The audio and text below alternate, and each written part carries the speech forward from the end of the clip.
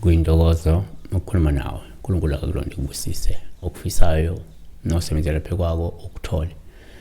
Sibonga kubantu abalandela i-channel, abantu abasubscribe-ayo, abantu abanikela kwi-channel. uNkulunkulu akanize kahle elibusise evule iminyango yempumelelo ningasweli lutho.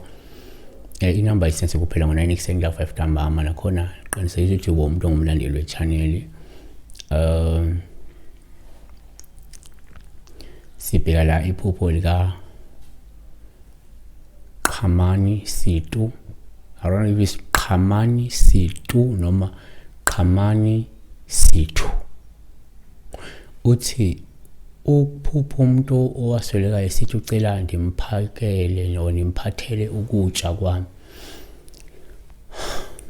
Qhamani, the best way ubuthi sawubona ngicela ukubuzana ndiphupho noma ke ngicela ukubuza la bese usho iphupho yabona. At least akube khona kodwa okwenzayo.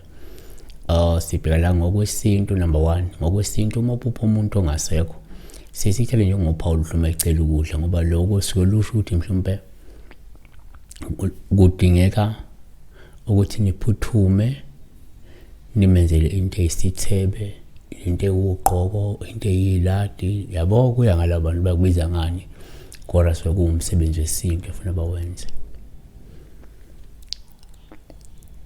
2, kwesinye isikhathi uma uphupha umuntu ongasekho sikuthatha njengoPaul uhluma ecela ukudla olukusukela kuluyisikhumbuzo sokuthi kudala nagcina ukumenzela mhlawumbe umsebenzi wesintu lingavela ngokuthi kudala nagcina.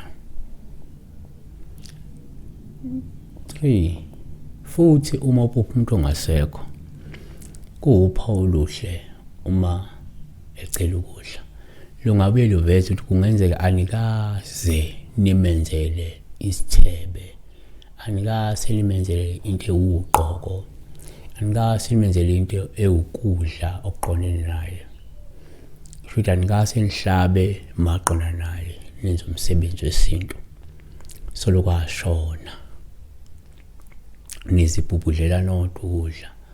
So kufanele niphuthume nenze into enjalo.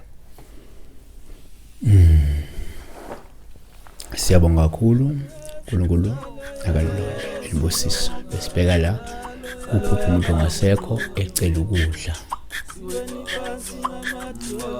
Stay blessed. Siweni phansi namathuba